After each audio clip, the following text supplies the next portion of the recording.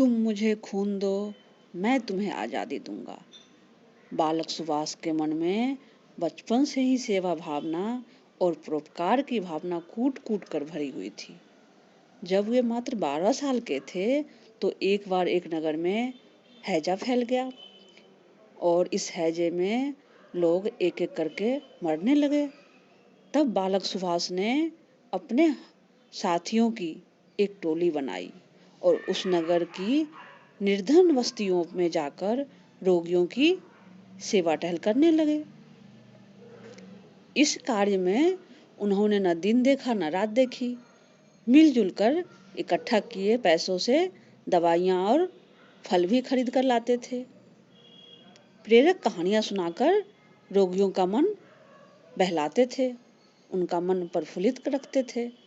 उस बस्ती में कुछ लोग इसका यह कहकर विरोध करने लगे कि ये धनी लोगों के बालक हमारा अपमान करने आते हैं। पर बालक सुभाष की टोली ने किसी बात की और ध्यान ही नहीं दिया। उनका एकमात्र लक्ष्य रोगियों की सेवा करना था। बस उस पर ही ध्यान केंद्रित रखा और आसपास सफाई का भी ध्यान रखने लगे।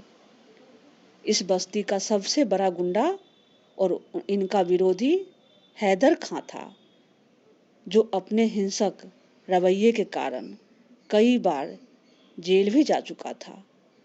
इस बार दुर्भाग्य से उसके घरवाले भी हैजे के चपेट में आ गए।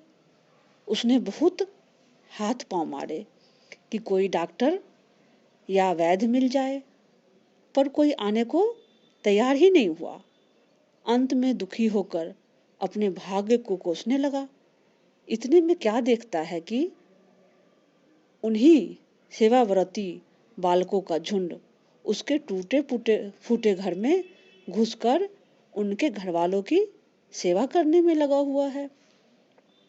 किसी ने घर और बाहर की गंदगी को साफ किया, किसी ने बीमारों को औषधि दी, उन्हें जलपान कराया और उनकी उचित सेवा भी की। इन बालकों ने कई दिनों तक हैदर के परिवार की सेवा टहल की और अंत में ईश्वर की कृपा से वे सभी प्राणी स्वस्थ भी हो गए। अब तो उस नामी गुंडे को भी रुलाई आ गई, उसे रोना आ गया। उसने शर्मिंदा होते हुए अपने हाथ जोड़कर उन बालकों से माफी मांगी और बोला, बच्चों, मैं कितना पापी हूँ। मैंने आपका जी भरकर विरोध किया और आपने मेरे ही परिवार लोगों को जीवन दान दिया।